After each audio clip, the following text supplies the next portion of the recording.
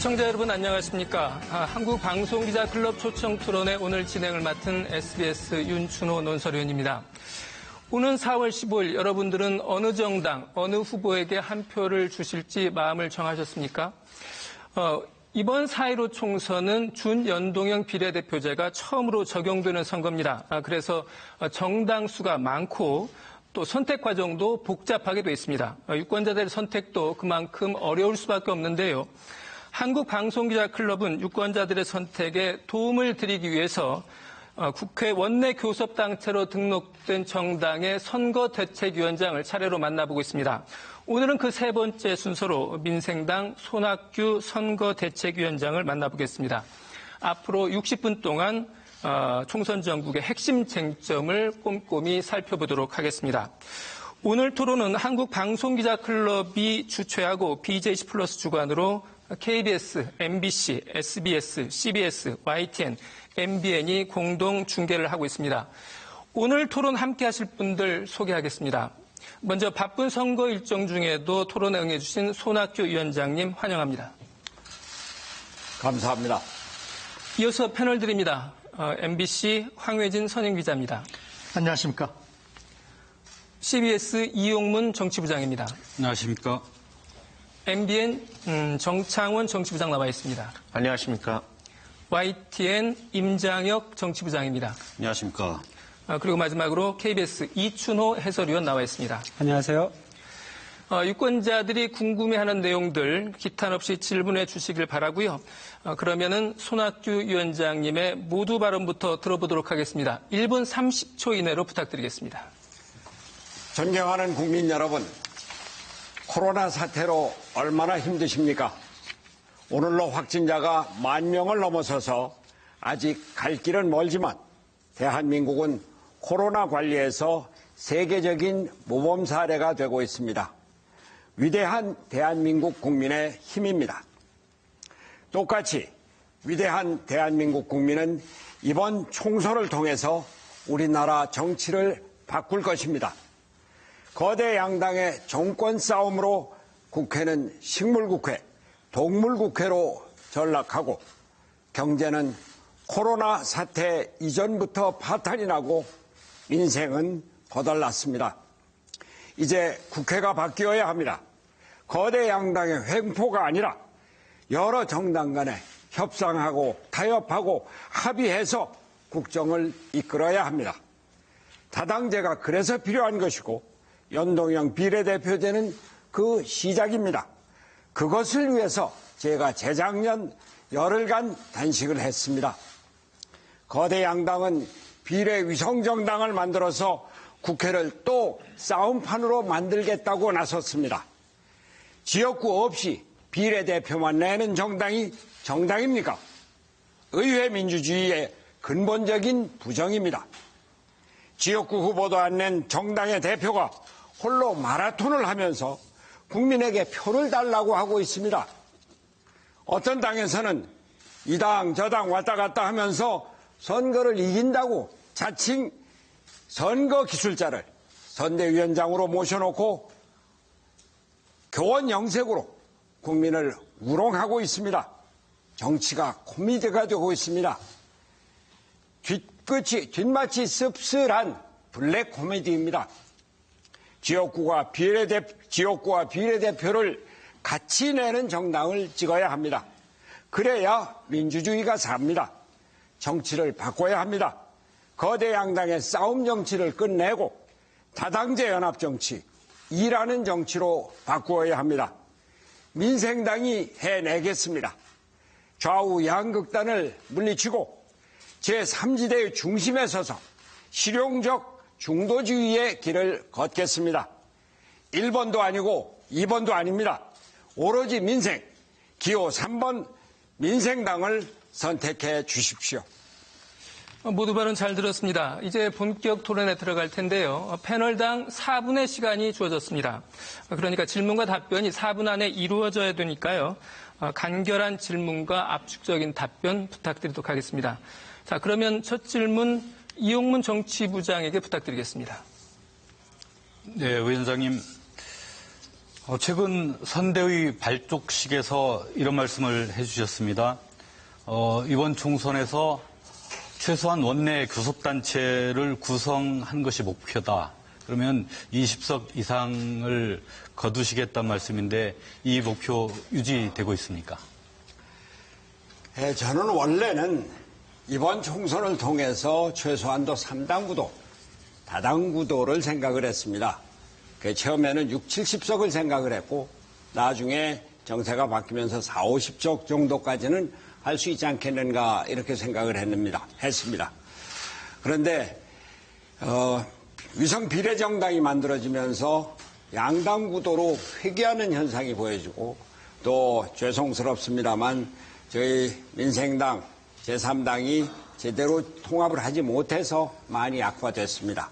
그러나 저는 조금 아까 말씀드린 대로 국민의 힘을 믿습니다. 국민의 뜻을 믿습니다. 그래서 원내 교섭단체는 반드시 만들 수 있을 것이다 이렇게 생각합니다.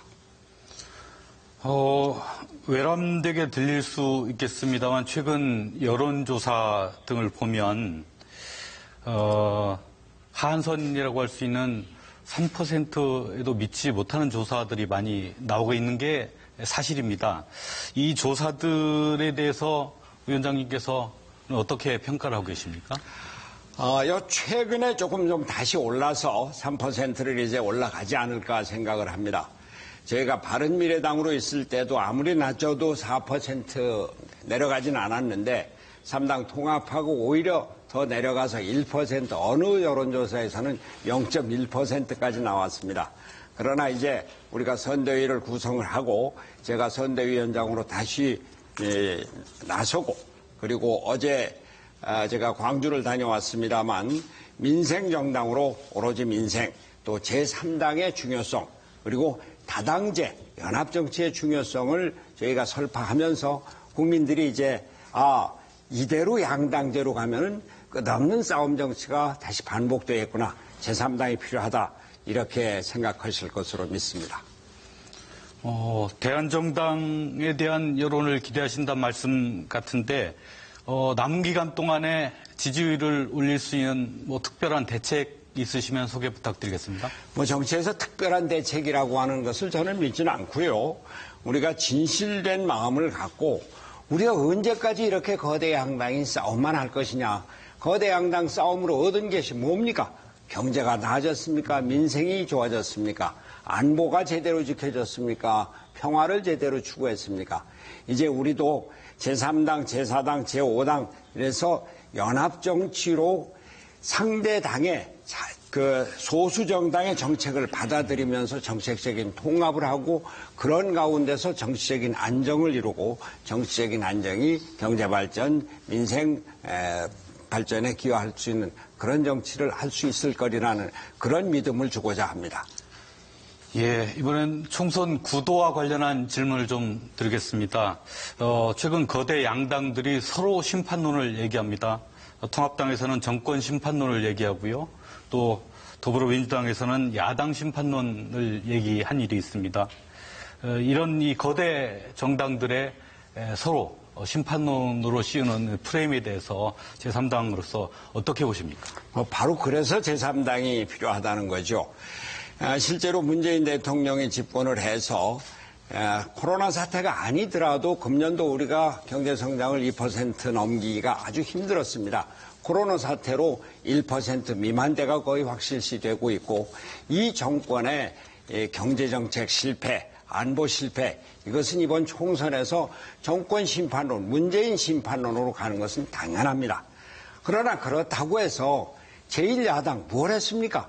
지금 미래통합당 저희가 기억하는 것은 황교안 대표가 단식하고 또 삭발하고 청와대 앞에서 천막 농성하고 색소폰 불고 마지막에 이 정권 공천 파동이나 일으키고 이런 정당 싸움만 하는 정당에서 우리가 뭘 기대하겠습니까? 그러니까 거대 양당 심판론은 당연한 것인데 다만 저희 제3당이 제대로 자리를 못 잡아서 국민 여러분께 죄송합니다만 그러나 무당층, 중도층이 확대되어 있는 것을 어떻게든지 표로 연결하려고 저희가 노력을 하겠습니다.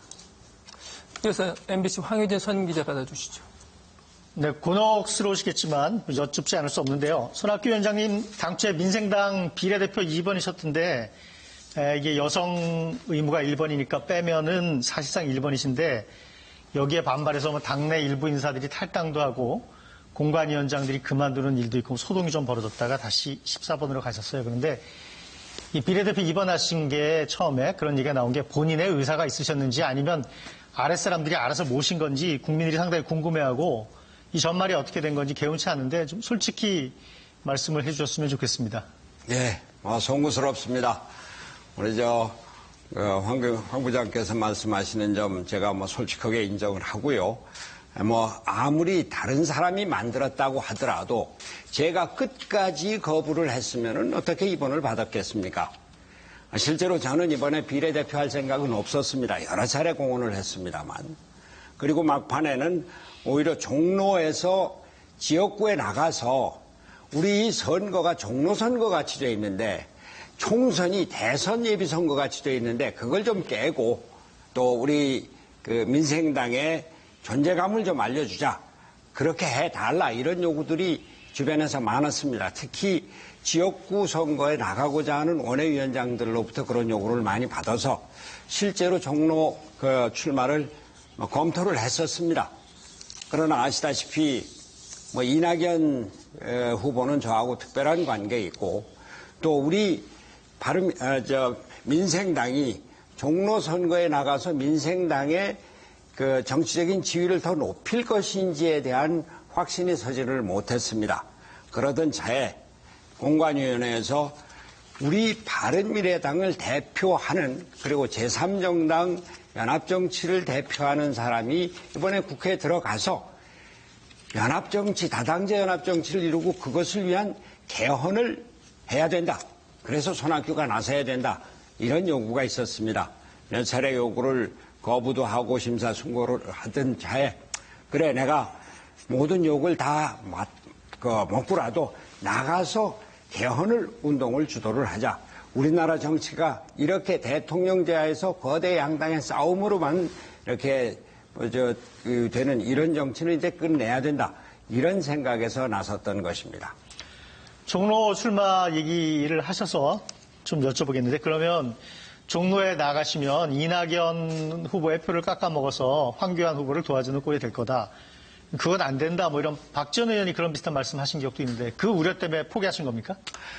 박지원 의원의 얘기뿐만이 아니라 호남 쪽의 의원들이 거의 다 대부분을 했습니다. 사실 그러한 제의를 해온 원외위원장에게 호남 국회의원들이 편안하겠느냐. 당신이 가서 그럼 호남 의원들의 의견을 모아와라. 그랬습니다. 제가 하겠습니다. 왜 내려가더니 하나도 못했어요.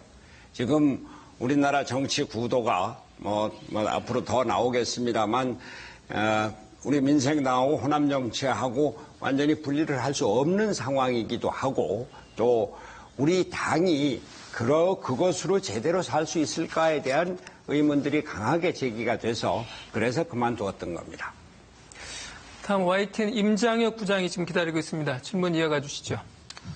네, 민생당 창당일이 2월 24일입니다. 창당부터 총선일까지 2달이 채 안 된다는 얘기고요. 구성을 보면은 옛 바른미래당 호남계 의원들 그리고 호남을 기반한 민주평화당 의원들 여기서 떨어져 나온 대한신당 의원들 이렇게 구성이 돼 있고 그러나 이제 20명을 넘겨서 원내 교섭 단체를 구성했습니다. 그래서 정당 중엔 세 번째로 많은 국고보조금 79억 원을 받고 있고요. 이 말씀을 왜 드리냐면 민생당의 어떤 이념이나 가치보다는 총선에서 생존하기 위한 그래서 모인 정당 아니냐 이런 일부의 시각이 있습니다. 이런 지적을 피하기가 그렇게 쉽지 않을 것 같이 보이고요. 민생당의 정체성, 존립 가치는 무엇이라고 생각하십니까? 지금 그러한 임장혁 부장의 비판을 충분히 다 수용을 합니다.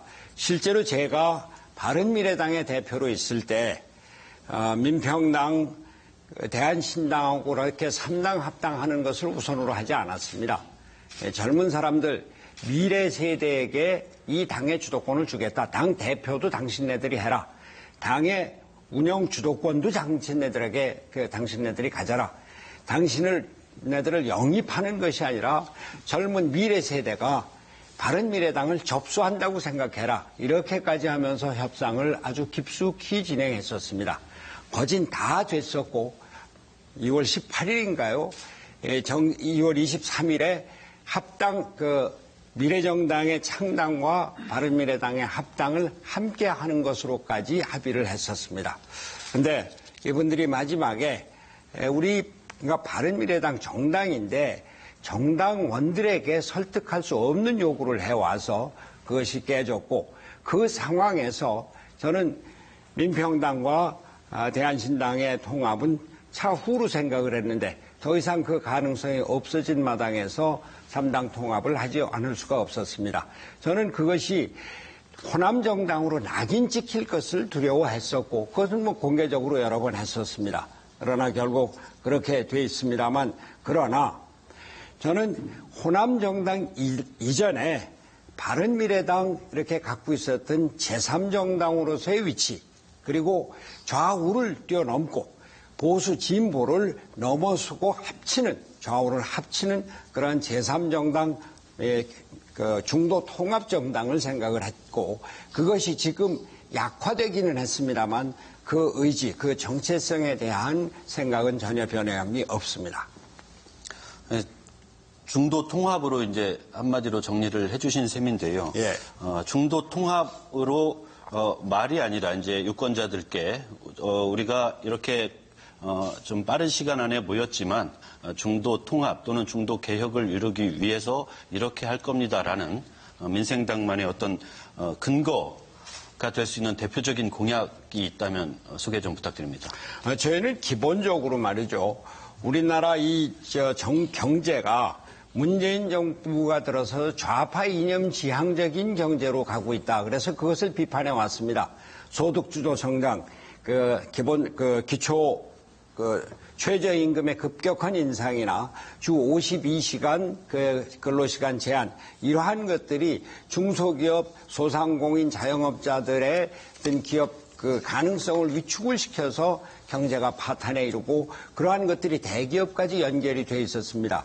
저는 시장이 모든 경제의 중심이고 기업이 경제의 주체다. 이것을 강조를 했습니다. 그것이 지금 우리 바른미래당, 지금 민생당의 기본 정책이 돼 있는 것입니다. 그러나 다른 한편 안보, 통일, 평화에 대해서는 미래통합당에서는 평화를 추구하는 문재인 정부에 대해서 무조건 반대를 하고 있었습니다. 그러나 우리가 안보는 안보대로 지키되 평화를 추구하는 정책은 우리 평화 프로세스는 만들어 가야 된다라고 하는 것이 저희 생각이었었고 그럼에도 불구하고 북한에 대해서 최근에 정부가 일방적으로 고개를 숙이고 북한이 하라는 대로 하는 것 이런 것은 잘못됐다. 그러니까 중도주의라는 것이 중도 통합이라는 것이 이것도 아니고 저것도 아니고 한 가운데가 아니라 옳은 길을 추구해 나가는 것이다. 이렇게 생각을 합니다. 네, 두 분 수고하셨고요. 다음에는 KBS 이춘호 해설위원에게 마이크 넘기겠습니다. 네, 연동형 비례대표제 질문을 좀 드려보겠습니다. 아까 모두 발언에서도 말씀하셨는데 단식까지 하면서 결국 도입을 이뤄낸 연동형 비례대표제인데 지금 모습을 보면은 유례가 없는 비례위성정당 출현으로 국민들의 많은 비판이 쏟아지고 있는데요. 손 위원장님께서 지금 이런 상황을 이럴 거라고 예측을 하셨는지 아니면 못 하셨는지 먼저 그 부분부터 좀 궁금합니다. 전혀 못했습니다. 이분들의 비례위성정당의 창당은 그냥 단순히 선거 전략이 아니라 위헌입니다. 우리가 민주주의라고 하는 것이 국회를 중심으로 하는 것인데 국회는 국민들이 자기 대표를 뽑아서 그 대표자들이 국회에서 모여서 국정을 논하고 국정을 결정해 나가는 겁니다. 그런데 지역구 국회의원은 뽑지 않고 비례정당을 만든다? 이거는 분명 의회민주주의 헌법 정신을 정면으로 거부하는 것입니다. 전혀 이런 생각을 못했었습니다. 연동형 비례대표제의 뜻 그 자체가 군소정당의 출현을 법적 제도적으로 만들어주자고 하는 것입니다. 그렇게 해서 거대 양당이 1당, 2당이 서로 정권 투쟁만 하는 것이 아니라 3당, 4당, 5당이 모여서 서로 그 연합정부 또는 그 연립정부를 구성을 하거나 의회에서 연합을 해 나가면서 상대당의 정책을 수용을 하고 그런 정책 수용 과정에서 정책적인 통합이 나오고 정치적인 안정이 되고 그것을 통해서 경제 발전을 하는 것. 그것이 연동형 비례대표제가 추구하는 다당제 연합정치의 기초인 것입니다. 네, 이 제도를 오랫동안 고민을 해오셨고 또 소수 정당의 원내 진입을 돕기 위한 그렇게 좋은 제도라고 하면은 왜 꼼수 위성 정당을 막는 장치를 법 개정 과정에서 도입하지 못하셨는지 그 부분에 대해서도 국민들이 역시 궁금해하고 있는데요. 저희가 힘이 부족했죠. 내가 재작년에 단식을 끝날 때 5당이 연동형 비례대표제 합의를 했습니다. 그때 국회의원 정수를 300명 플러스 10% 330명으로 했었습니다. 원래 정치학회나 시민사회단체에서는 360명을 해서 250석의 현 의석은 그대로 두고 거기에 100명의 비례대표 의원을 포함해서 연동형 비례대표제가 갖는 다당제 기초를 만들자 이런 것이었는데 그 과정에서 사실 아시다시피 더불어민주당이 연동형 비례대표제를 처음부터 하고 싶어 했습니까? 아니지 않습니까? 공수처법 만들라고 이걸 석권론이라고 했는데 그냥 미적미적하고 하다가 작년 말에 선거법 개정 과정에서 253석의 그 지역구는 그대로 유지하니까 그리고 전체는 300명 한도 내에서 그러니까 47명밖에 안 됐는데 그것도 불안하다고 해서 30명에다가 캡을 세웠습니다. 이런 누더기가 없습니다. 그러나 그럼에도 불구하고 저희가 그것을 받아들인 것은 자, 첫술에 배불릴 수 없다. 연동형 비례대표제를 우선 지켜놓자. 그러면 그 다음에 문제가 생길 테니까 그 다음에 연동형 비례대표의 숫자를 늘려나가서 독일과 같이 유럽과 같이 다당제 민주주의를 만들어 나가자 그런 생각이었습니다. 그런데 그 지역구 없는 비례정당을 따로 만든다는 것은 정말 생각을 못했습니다. 자유한국당, 미래통합당도 그러하고 더불어민주당도 그러하고 나라를 운영하겠다고 하는 사람들이 민주주의 정신, 헌법 정신은 지켜야죠. 대단히 안타까울 뿐입니다. 거기에다가 국민의당 안철수 후보는 국민의당에서 지역구는 내지 않고 비례대표만 하겠다. 이게 무슨 민주주의자 그 정신을 갖고 있는 사람들의 생각입니까? 정말로 한심합니다. 그러나 그럼에도 불구하고 저희가 최소한도 원내 교섭단체를 구성을 해서 헌법 개정에 운동을 펼쳐나가겠다. 그래서 제가 사실 국회에 들어가겠다는 생각에서 비례대표 파동이 나왔었던 것이고 사실 이 자리에서 제가 말씀드립니다만 지금 제가 14번을 받았는데요. 워낙은 공관위에서 저한테 이번을 제의를 했을 때 제 속으로는 그래. 그러니까 그 비례대표 신청을 이틀 뒤에서야 다 했는데 나한테 오면은 내가 최고위원회에다가 10번을 달라고 요청을 하지. 그래서 10번까지만이라도 좀 해 주십시오라고 국민에게 호소를 하지 그런 생각을 하기는 했었습니다. 네, 답변을 길게 하셨는데 요거 한 질문만 더 드리겠습니다. 이제 21대 지금 누더기라고 말씀을 하셨는데 예? 21대 국회에 들어가면 개정을 해야 되지 않겠습니까? 예, 선거법을. 예. 그런데 이제 그때도 만약에 미래통합당이라든지 더불어민주당이 자기들한테 불리하다고 생각해서 어느 한 당이 선거법 개정을 반대할 경우 이번처럼 그 당을 빼고서라도 그때도 선거법을 바꿔야 하는지 그 부분을 묻고 싶습니다. 왜냐하면 이 경기의 규칙을 바꾸는 선거법에서 이런 한 당을 제외시켰기 때문에 이런 사태가 초래됐다. 이런 논란도 많은데 이 부분에 대해서는 어떻게 생각을 하고 계신지 궁금합니다. 예. 지금 미래통합당에서는 연동형 비례대표제를 폐지해야 된다고 얘기를 하고 있고 더불어민주당은 속생각을 모르겠습니다. 그러나 지난 연동형 비례대표제 그 선거법 개정 과정에서 4+1이 된 것 같고 미래통합당, 자유한국당에서 난리를 치기는데요. 그런데 그분들이 과연 우리나라 민주주의를 제대로 합의제 민주주의로 할 생각이 있어서 그런 건지를 저는 묻고 싶습니다. 1당, 2당이 돼야지 서로 교차로 해서 정권을 갖고 그 정권 싸움에만 모든 것이 매몰이 돼서 정치 그 자체가 싸움이 되지 않았습니까? 지금 그 정치를 계속하겠다는 거 아니에요. 저는 더불어민주당 앞으로 이번 총선 끝나서 연동형 비례대표제에 대해서 어떻게 생각을 할지 모르겠습니다만, 그러나 우리나라 정치가 이제 과거의 대통령제, 대통령이 전두환, 박정희 때 힘으로 국회를 이끌었거나, 김영삼, 김대중 때 카리스마로 국회를 이끌은 그 뒤는 국회하고 청와대하고 계속 대립입니다. 이명박 때 청와대는 이명박이 있고, 여의도에는 박근혜가 있다고 그러지 않았습니까? 박근혜 때 어땠습니까? 4대 개혁을 얘기를 했는데 한 발자국이나 나갔습니까? 박근혜 대통령이 국회를 상대를 안 하니까. 문재인 대통령은 어떻습니까? 이러한 악순환을 이제 끊어내고 독일과 같이 스위스, 스웨덴과 같이 그 연립정부로 합의제 민주주의를 해서 우리가 정치적인 안정을 기하자. 그런 생각이고 그런 차원에서 연동형 비례대표제가 확대돼서 개정되어야 된다. 그게 저 생각입니다. 네, MBN 정창원 부장 받아주시죠. 네. 이 우리나라의 민주주의를 위해서는 반드시 이 다당제가 필요하다라고 그렇게 강조를 하십니다. 하지만 지난 총선 이후 우리 정당사를 보면 이 바른미래당 같은 경우에 의석수가 30석에 달할 정도로 나름대로 3당으로서의 존재감이 있었습니다만 결국 총선을 앞두고 사실상 해체가 됐습니다. 이런 상황에서 또다시 제3당이 필요하다고 표를 달라고 하면 과연 국민들이 이해를 할 수가 있을까 의문이 듭니다.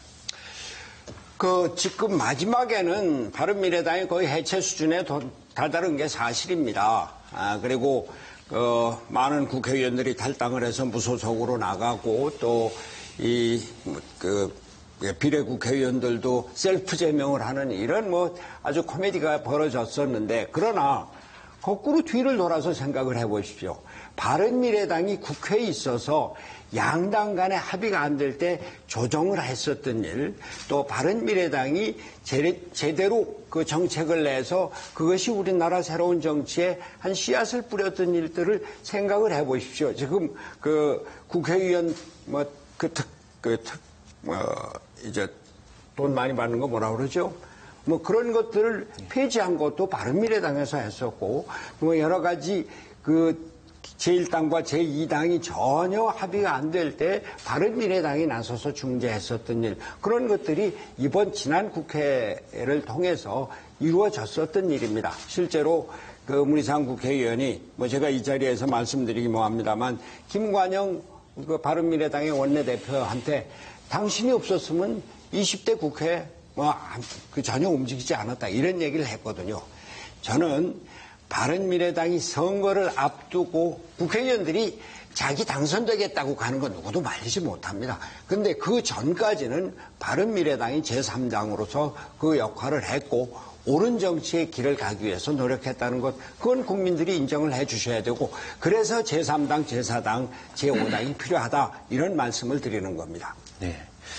이번에는 안철수 국민의당 대표와 관련 좀 여쭤보도록 하겠습니다. 안철수 대표가 지난 1월 달에 독일에서 돌아와서 이른바 비대위 체제를 요구를 했습니다만 당시에 거절하시고 또 당내 퇴진도 거부를 하셨는데 좀 특별한 이유가 있었는지, 숨겨진 속사정은 무엇인지 궁금합니다. 속사정이라 아니라 저는 안철수 대표에게 대단히 크게 실망을 했습니다. 저는 안철수 대표를 기대했습니다. 독일에 가라고 권하셨던 것도 저였고, 또 어떻게든 바른미래당을 제대로 키워서, 일단 그때 제가 재작년에 당대표 취임을 했을 때는 우리 바른미래당이 제대로 크면은 넓어지는 중간지대, 또 또 넓어지는 무당층, 또 넓어지는 중도 정치에 대한 국민들의 열망, 이런 것으로 7, 80석은 얻을 수 있다, 이런 생각까지 했었습니다. 그렇게 되면은 앞으로 정치의 구도가 바뀌어서 중도 정치, 정당이 다음 정권 교체에서는 주체가 될 수 있다, 이런 생각까지 했었습니다.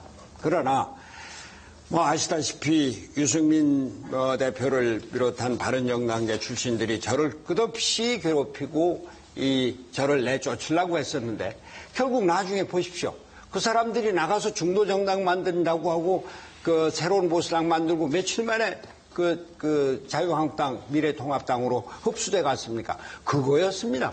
그런데 거기에 안철수 대표가 동조하지 않나, 이런 염려를 했었는데, 왜냐하면 그 안철수 대표 계에 있는 사람들이 안유한 합동을 얘기를 했기 때문에. 그러나 들어올 때 저는 안철수가 이제 이 유승민이 나가고 했으니까 이 당을 제대로 중도정당으로 키워나가겠지, 이렇게 생각을 했는데, 들어와서 그래도 제가 당대표로 당을 지키느라고 그렇게 고생을 했는데 전화 한마디 없었고, 일주일 만에 만나서도 첫 마디에서 수고하셨습니다, 고맙습니다, 말 한마디 없었습니다. 그리고서는 어떻게 할 거냐 그랬더니 비대위원회를 만들어 주십시오. 그럼 누가 할 건데 저에게 맡겨주시면 잘하겠습니다. 이게 도무지 정치적인 도입니까? 설사 비대위원회로 자기가 맡겠다고 하더라도 고맙습니다, 수고하셨습니다, 그런데 지금 당이 어려우니까 제가 같이 좀 하겠습니다, 이렇게 돼야 될 거 아닙니까?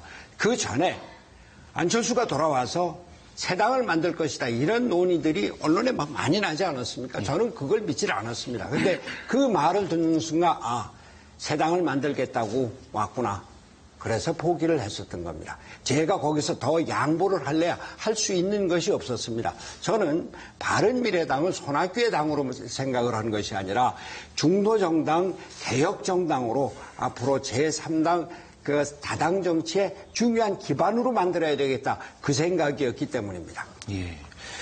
이 손학규 위원장님의 말씀을 좀 액면 그대로 믿고 싶습니다만, 국민들의 입장에서는 사실은 그 바른미래당을 이끄실 때 이 추석 때 지지를 보면서 내 퇴진 문제를 결정을 하겠다, 안철수 대표가 오면 양보를 하겠다, 그리고 나서는 안철수 대표가 떠나고 나서는 또 민생당 만들 때는 호남 기반의 정당은 만들지 않겠다라고 했었는데, 이렇게 지금 같은 상황까지 오셨단 말이죠.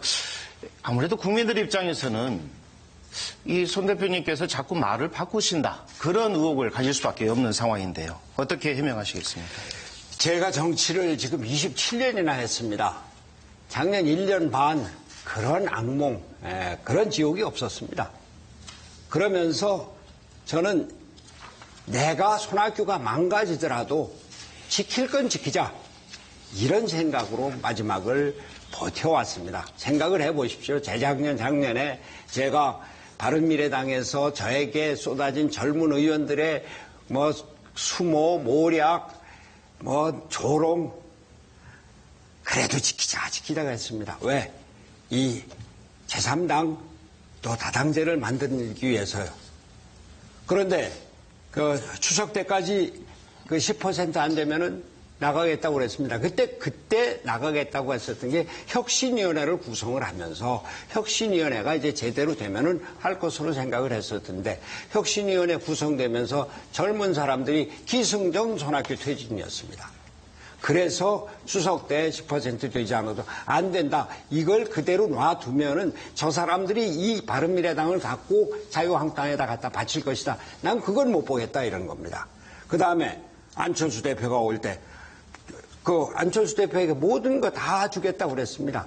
원하는 대로 다 하겠다고 했습니다. 그러나 원하는 대로 다 하겠다는 것이 안철수 대표가 바른미래당을 제대로 이끌어가는 것이 전제였지, 내가 그냥 바른미래당 먹겠다, 그런데 그건 바른미래당을 먹겠다도 아니고 다른 정당을 만들겠다는 그 계산을 하고 준비를 하고 들어온 사람한테 어떻게 그걸 내줍니까?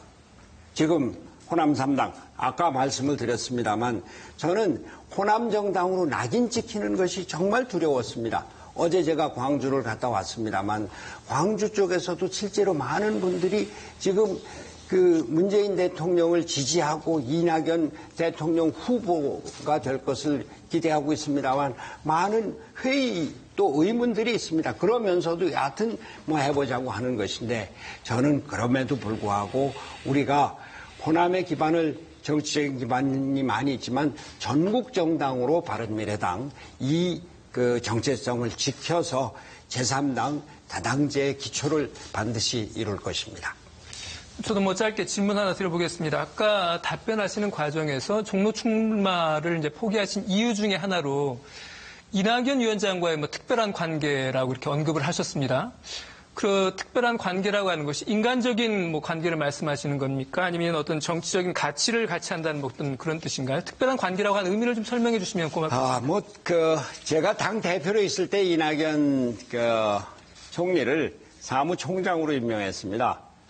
뭐 이 자리에서 이런 얘기하는 거 좀 뭐합니다만 김부겸 의원이 소위 손학규 개였었는데 그걸로 떨어져 나갔습니다.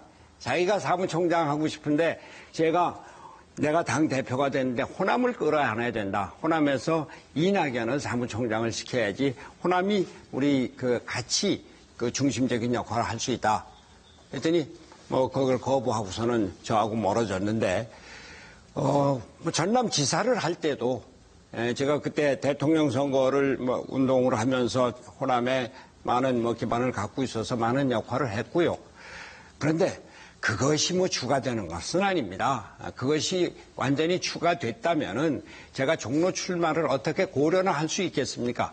저는 개인적인 관계보다도 어떻게 하면 바른미래당, 민생당이 정치적으로 존재감을 좀 가질 수 있을까?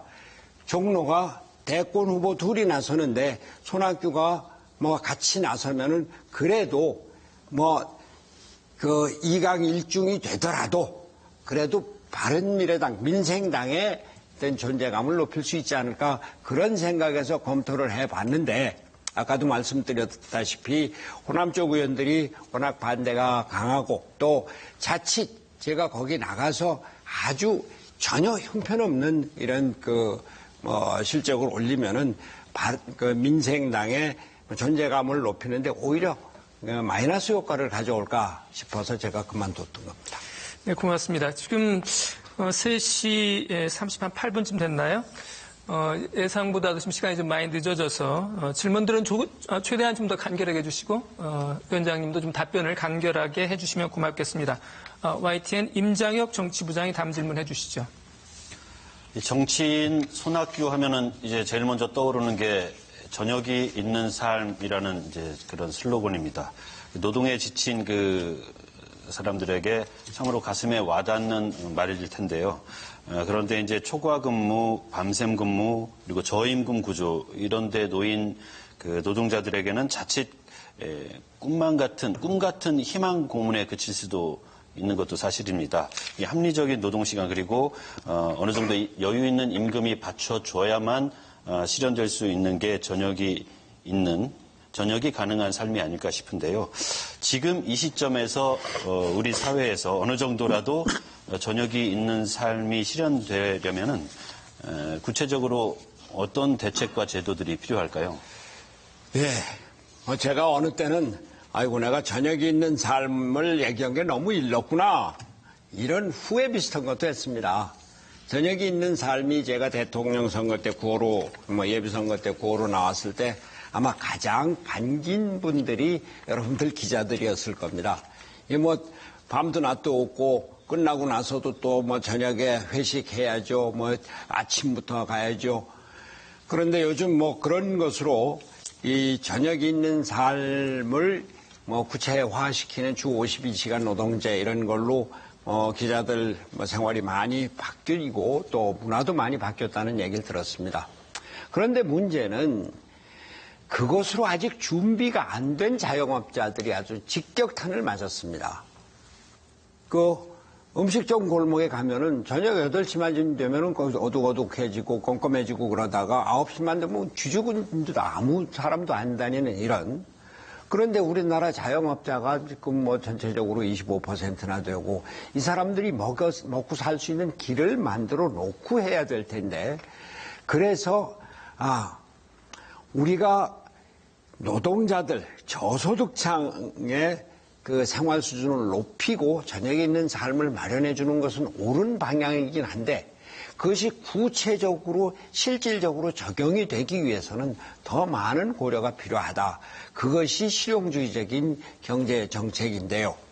그래서 제가 말씀드리는 것이 문재인 대통령 정부 너무 이념 편향적인 소득주도 성장 이제는 그만두고 실제로 자영업자들을 살릴 수 있고 중소기업에게 그 삶의 그 기업 운영에 그 틈을 주고 그것에 영향을 받는 대기업들도 그 길을 열어주는 이러한 시장 경제에 기초하면서 기업에게 활력을 불어넣어주는 정책을 펴라. 그리고 그것을 위해서는 청와대가 모든 걸 다 한다는 생각 이제 버려라. 청와대 정부라는 것은 그 기재부 장관이나 산업자원본부 장관이 다 있고 하지만 그 위에 청와대 보십시오. 경제수석이 있죠. 정책실장이 있죠. 일자리 수석이 있죠. 뭐 그 소득주도 성장위원회 위원장이 있죠. 전부 다 층층시야 시어머니들만 있으니까 내각이 어떻게 독자적으로 일을 하고 공무원들이 어떻게 자율적으로 활발하게 일을 할 수 있느냐. 그런 이야기를 저는 당의 대표로 있으면서 거의 매일 그 최고위원회에서 발언을 했습니다. 그러나 이 정부가 기업인들은 만나기는 하지만 기업인들에게 실제로 자율권을 주지 않는 시장 경제에 대한 철학이 부족해서 대통령이 시장 경제로 철학을 바꿔라. 이렇게 이 자리에서도 다시 제언을 합니다. 지금 말씀을 들어보면은 이제 제가 다시 드릴 질문에 어느 정도 예상 답변이 가늠이 됩니다만은 그래도 질문을 이어가 보면요. 이 코로나19 사태로 어쨌든 기업 상황이 매우 안 좋아지고 있죠. 악화하고 있고. 그래서 주 52시간제나 최저임금에 대한 완화 요구가 아무래도 커질 것이 당연해 보입니다. 그러나 동시에 이 노동자들의 생계 그리고 소득 이것도 위험해질 가능성이 매우 크기 때문에 노동자들의 어떤 임금이나 복지에 대한 요구도 당연히 거세질 것이고요. 기업과 노동자, 지금 말씀하신 자영업자나 중소상인 부분은 정책은 별개로 한다 하더라도 기업과 노동자 상충되는 요구에 대해서 어느 입장에 더 서실 계획이십니까? 저는 우리가 이번 코로나 사태를 잘만 극복하면은 새로운 도약의 계기가 마련될 것이다. 이렇게 생각을 합니다. 우리가 2008년 외환위 이때도 그렇게 어려웠는데 그 뒤에 극복을 하고 일어섰고 그 전에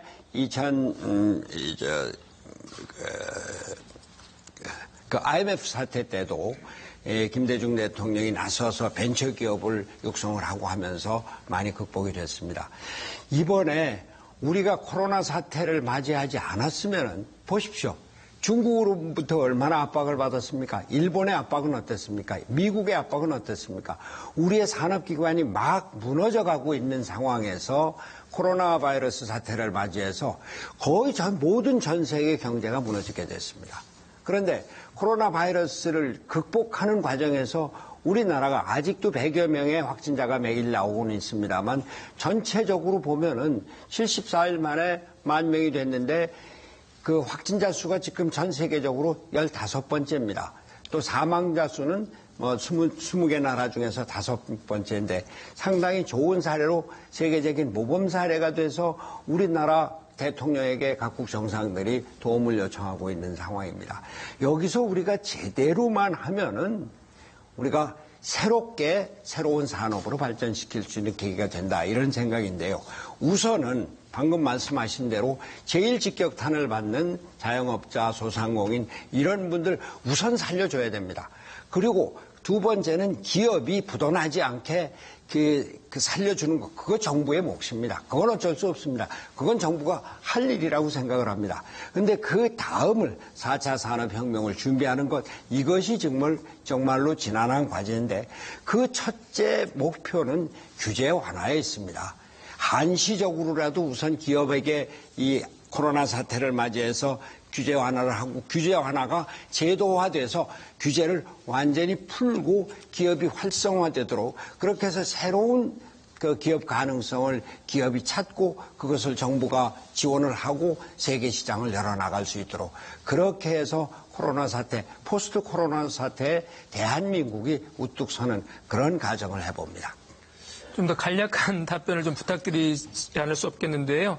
어쨌든 오늘 토론은 한국방송기자클럽이 주최하고 BJC 플러스 주관으로 KBS, MBC, SBS, CBS, YTN, MBN이 공동 중계하고 있습니다. 다음 질문 이용문 CBS 정치부장이 준비하고 있습니다.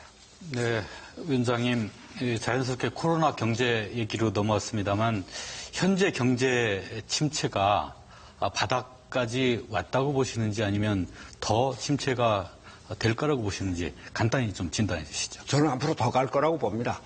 아까도 말씀드렸습니다만 코로나 사태 이전에 이미 우리 경제가 2% 이하대로 진입을 했는데 코로나 사태로 많은 분들이 1%대를 얘기를 하지만 차칫 마이너스 사태까지도 갈 수 있다. 그러나 저는 이 정부가 코로나 관리를 잘 하고 있는 것이 우리가 유럽이나 미국처럼 모든 것을 국경을 봉쇄하고 출입을 완전히 봉쇄를 하면 우리나라 경제 완전히 무너지는데 그래도 우리가 대외 경제 의존도가 70%, 80%나 되는 나라에서 모든 문을 닫고 있을 수는 없으니까 들어오는 사람을 철저히 관리하겠다. 저는 그렇게 해서 기업을 살려나가는 것 옳은 길이라고 생각합니다. 그 관련해서 문재인 대통령이 최근 3주 연속 비상경제회의를 주재하면서 이딴제 특단의 대책들을 내놓고 있습니다만 지금까지 3주 동안 내놓은 대책들에 대해서 적절하다고 보시는데 혹시 점수로 준다면 몇 점쯤 주시겠습니까? 제가 점수 주는 건 잘 모르겠고요. 솔직하게 제가 경제 문제에 대해서 전문적인 지식이 없어서 확신을 갖고 말씀을 드리지는 못합니다. 그러나 70%에게 4인 가구 기준 100만 원을 주겠다. 일단은 당장 불을 끄는 데는 유효할지 모르겠으나 기재부에서는 50%에만 주자. 그런데 당정협의에서 70%로 늘어났어요. 지금은 정말로 절실하게 피해를 보고 절실하게 이 도움이 필요한 사람들에게 우선 도움을 주고 그 다음을 생각해야 되지 않나 하는 생각입니다. 아니면은 이게 지금 50%, 70% 건강보험료 낸 거 갖고서는 산정을 한다고 그러는데 그게 쉽지 않은 것 같아요. 그러면은 아예 전체적으로 1인당 50만 원씩 4인 가구 200만 원 그렇게 해서 도움을 받을 사람들을 받도록 하되 그러나 이재용, 구광모 이런 사람들이 200만 원 받아서 뭐 하겠습니까? 그 사람들은 나중에, 재벌뿐만이 아니고, 상당한 소득을 가진 사람들은 나중에 그 세금으로 환수하는 그런 생각을 우리 민생당의 정책으로 내놨습니다만, 그러나, 저는 여기에 대해서도 아직 좀 더 토론이 필요하다고 생각을 합니다. 여하튼, 일단, 아주 어려운 사람들에게 생계 지원 또 최소한의 영업 지원하는 거 이것은 꼭 필요하고 그런 일을 긍정적으로 받아들입니다. 오늘 그런 내용의 공약을 발표를 하셨습니다. 보면은 조삼모사가 아니라 조사모삼이 될 수 있는데 그렇게 되면 나중에 일부 계층에서 토해내는 쪽에서는 좀 불만이 나오지 않겠습니까? 제가 지금 말씀드렸습니다만 저희 정책팀에서 그런 공약을 발표했는데 조금 더 깊이 있게 검토를 해야 될 거로 생각을 합니다. 저는 사실 이번 사태를 맞이해서 경제 최고 전문가들에게 의논을 해봤는데 경제 전문가는 기본소득제에 대해서 부정적입니다.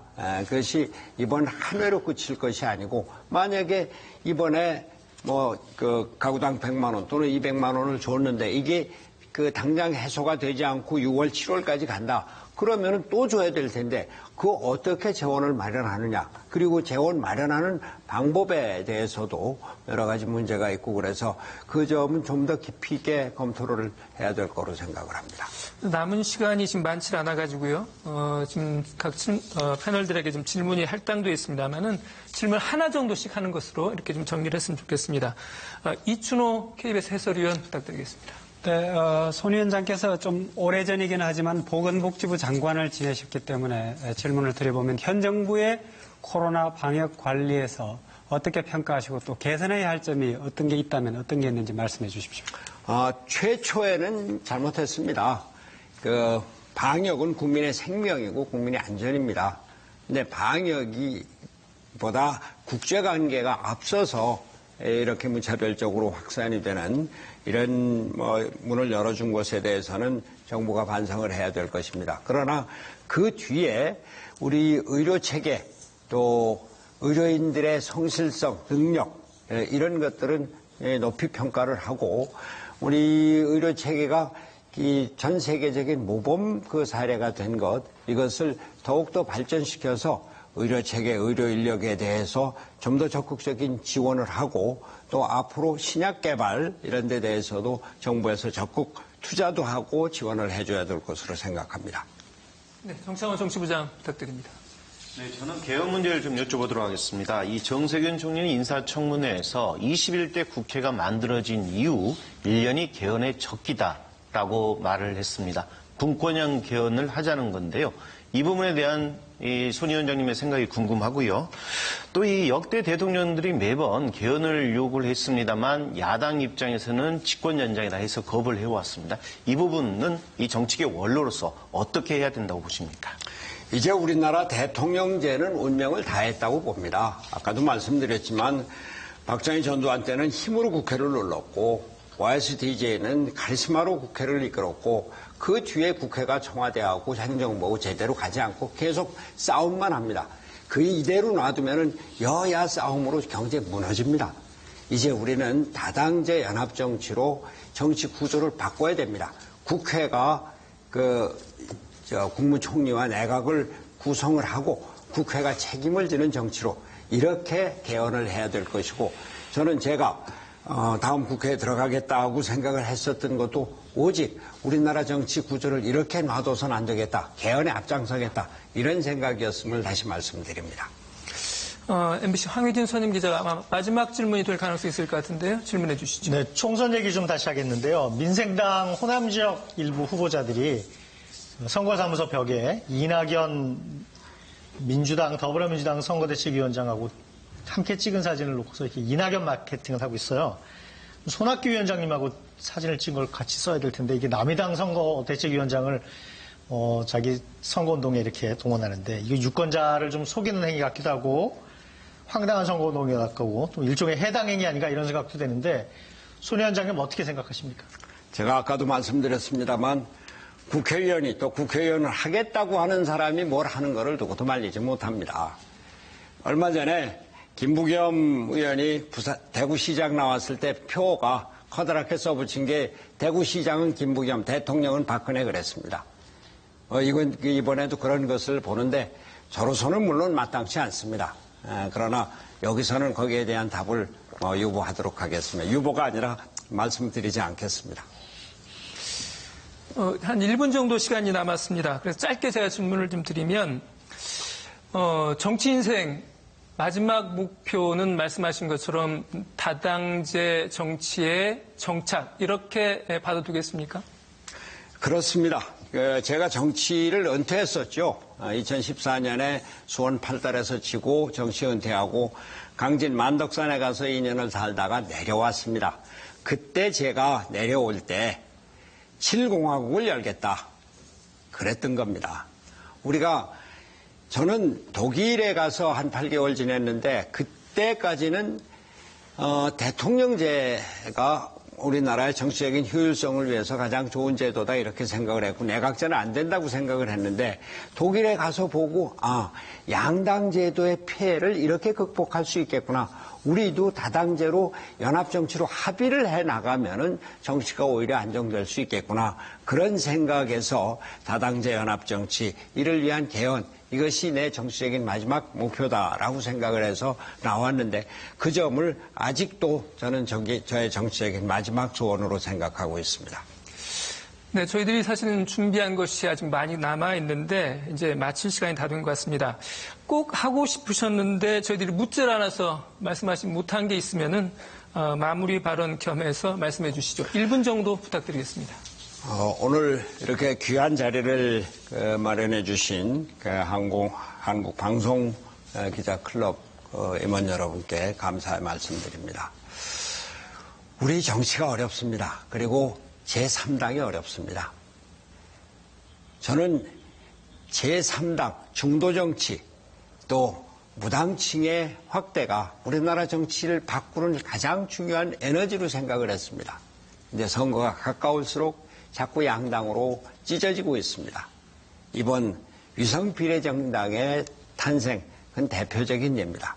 국민 여러분, 민주주의를 제대로 지켜주십시오.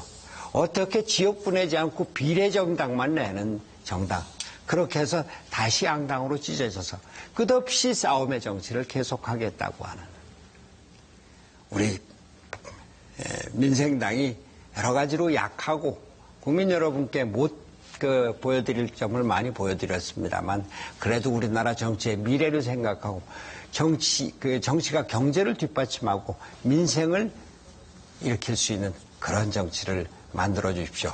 오로지 민생, 기호사 한번 민생당을 찍어주십시오. 감사합니다. 한국방송기자클럽이 마련한 민생당 손학규 상임선거대책위원장 초청 토론은 여기까지입니다. 여러분 어떻게 보셨습니까? 여러분들 선택에 도움이 되셨기를 바라면서 오늘 토론은 여기서 마치겠습니다. 성의 있게 대답해 주신 손학규 위원장님 감사드리고요. 패널 여러분들도 수고 많으셨습니다. 시청해 주신 여러분 고맙습니다.